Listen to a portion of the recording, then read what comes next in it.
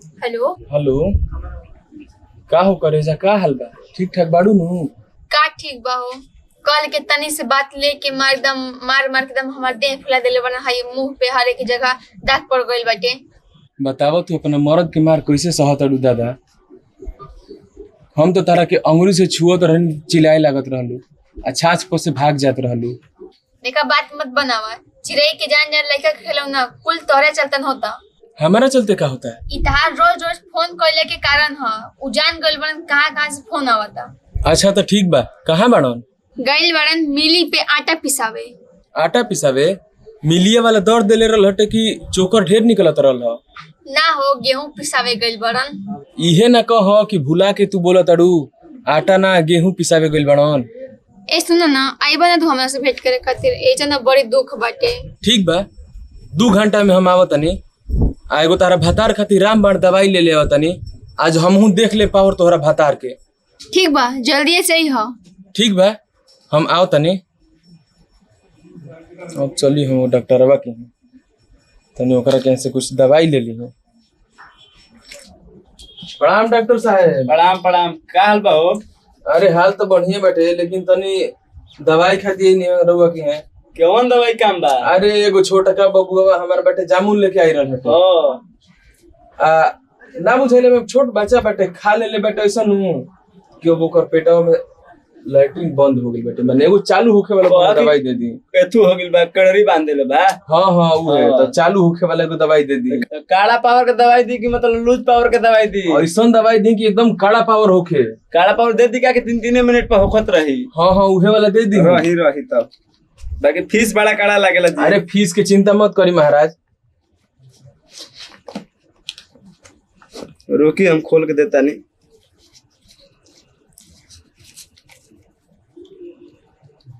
एकरा के ले जी के गिलास में पानी में घोर के पियाई ना। दे दी हम लोग बेटा। ऐसनो दवाई दे दी कि ना कि हम दवाई दी ओकर डायरेक्ट हो गई तो बंदो करे वाला एगो दे दी, ज्यादा परेशान होई तो।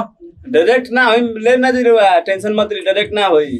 दी ना हो बंद करे वाली, पैसा ली हो अपन। फोन करे वाली दवाई ले बंद करे वाली दवाई ले। ठीक बेटे, आधा गिलास पानी में पियावे बनू। हाय पानी में नहीं पियावे के, एकरा पानी में नहीं पियावे के, ई टैबलेट ह। ठीक बा ठीक बा, हेकरा के आधा गिलास में। हां आधा गिलास पानी में पियावे। ठीक बा। पैसा बा के दी? ए महाराज पैसे बुलाते बानी, ली पैसा दी। कर रुपया। चलिए हम पैसा रुआ साहब तो बाद में और ले ले रखी। हां धरी। अरे देखिए, जल्दी दे पानी दे ले आई। अरे पानी हम ना पियब। हाँ। अब तो पानी तारा भतार के पियाई। वो कैसे? वो कैसे? लो ऐसन दवाई लिखे बनी, आधा गिलास पानी में उनका के पिया दे बनू। हाँ। तो अतना ना तारा के माने जाने लगी हन। हाँ। अतना ना माने जाने लगी हन कि तू सोचबो कि वो हइये ना हन। हद ना मानिए हमरा के। एकदम तू पिया के तो देखो। ठीक बा, आज पियाइए दें करके। एकदम पिया के आजमाओ। ठीक। का जी एक बात बताई, 10 खाली फोन लगेले पे खाली फोन उठावा तनी भाव चढ़ गइल बा रवा के। अरे भाव काहे के चढ़ गइल बेटे यार? तारा के मैंने तारा चलते हमर भाव चढ़ी। जनते बनी की शादी कोले के कोनो वो नहीं खे जब देखो था उल्टे से बोलते रहलन, तब तारा के याद करने थे, लेकिन वो बात ना करना हमरा से। ऐसा कोनो बात के तारा से हम बात ना करी ना। हम सोची ना कि फोनवा करता नहीं आ कहीं वो हिटवा उठा ली तो निमन बन गई। तो अब 4 डंडा मार खाते बनी, 6 डंडा खा ले मार, मैं क्या दिक्कत बा? तो तू मार खातिर लेकिन दर्द हमारा होता है नु। सही। यही तरीका होता नहीं। तारा से अगर प्यार ना रही तो हम बातें ना करते। तारा का इसकी लगेला? दवा से पक्का नहीं ठीक हो जाएगा वो। अरे ये दवा से तारा के अंगूरी से छुईहन ना। सच्चो? तू एक यूज करके तो देखा। अगर ऐसा हो जाए नो, उनका के तो तखत के नीचे कदम सूता तुरंत। ऐसा अगर हो जाए हम तो लोगों के दिन भर दिन में बात करम फोन से। ऐसा हो जाए तो तू कहियो ई दवाई हम तारा के 1 डिब्बा कीन के भेजा दे, चले के पहुंचा दे हम। ठीक लेट पहुंचा दे। पहले खाली पीआई में औसत देखे तो नहीं कितना होता। एकदम एक खाली में असर शुरू हो जाइए का। और बताओ सब बढ़िया हो जाए तो ठीक बाटे। देखा तो निहाई मार देलो एकदम लग गइल मुझे। मतलब वही करिया हो गइल बेटे हो। हां हे जो ही करिया हो गइल बेटे, इहो लगा रहटे का। हां कितना हथियार मत कर तटे के ओकरा के जाय के बहरी ना में जदी पति परमेश्वर न होलन। परमेश्वर होलन तो ई ऐसा हाल करे के चाहिए। उनका नहीं पता ना पत्नी लक्ष्मी होली, लेकिन उनका समझ में ना आवेला कौन चीज। गर्दनियों में लागल बेटे का हो ना गर्दनी में नहीं लागल, मुंह मरले बड़ा। तहरा हाथ में कुछ ना रहला मार देनी हो। जब मर्द से लगे करी तब हतार में जब हमें मरबे करी। जब मर्द से ऐसा मेहरारू मिलल बिन हमरा के रोज झगड़ा करते हमारा माथा खराब कहल के लाभ के तू बहुत बात से ना जा सके तौने हाल बा। और कुर्ता गिरल बा आ साया गिरल बा उजी लेता ता बटोर ना सकेलू। आंधी आइल है हम का पकड़ के रखियो के। अरे तो के बटोरी गांव आई बटोर खातिर रोगे पानी पियास लागल बा। पानी पियास बड़ा प्रेम से पूछता पानी पियास लागल बा कि ना ना नहीं लागल ना।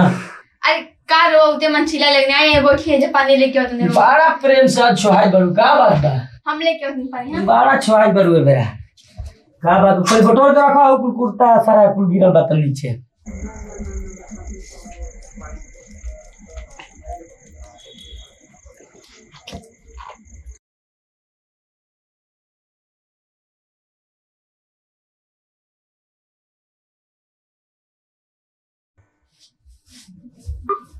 ले पानी।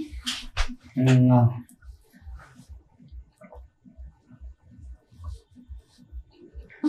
जा जा कुल कपड़ा बटोर दिया।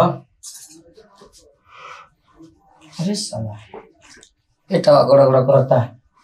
ए सुनो लैट्रिन में पानी डाल बा का। काहे का हो गइल? अरे मर्द पेटवा कैसे तो गड़गड़ करता। अच्छा बा लैट्रिन में पानी। हां बा ठीक बा रुको हम जाता हैं।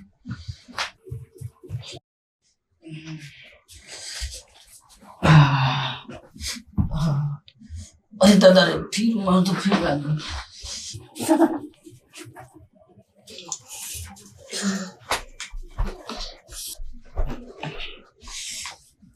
और फिर मन लग का हो बारे ये खाली तो दिल्ली जाता है तो लैट्रिन में बैठ के आग पर तो लैट्रिन में बैठल रही का नहीं मन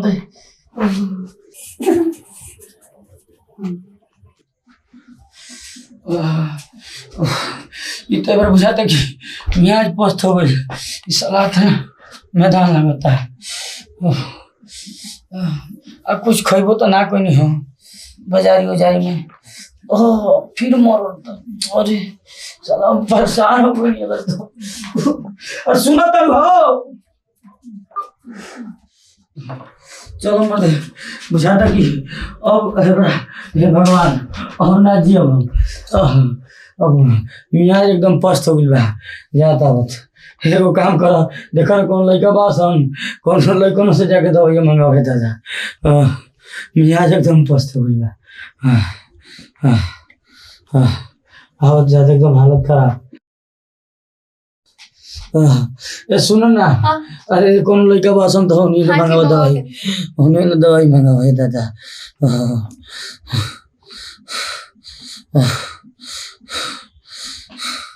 अरे मियाज एकदम पस्त हो गई भाई दादा कौन लड़का ने दवाई मंगाओ ना मंगाओ दवाई अरे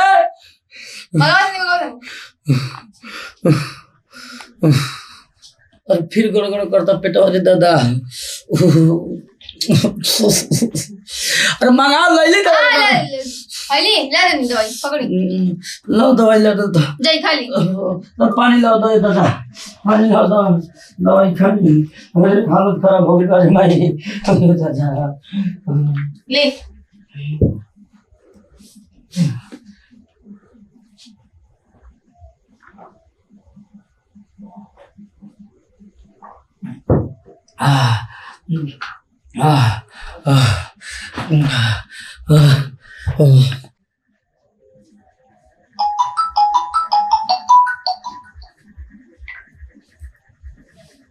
हाँ बोली। अब कौन चीज की दवाई दिले बनी जी? अरे वो दवाई थोड़ी रहला वो तो जमल घोटा रहलटे। अरे जमल घोटा कहत रहनी हनु देख लेनी कितना पावर बैठे तोहरा भतार के तो तारा विश्वास ना होत रहला। चलो कोनो बात नहीं के ठीक होखे वाली दवाई दे दे बनी। ठीक बा रख बाय।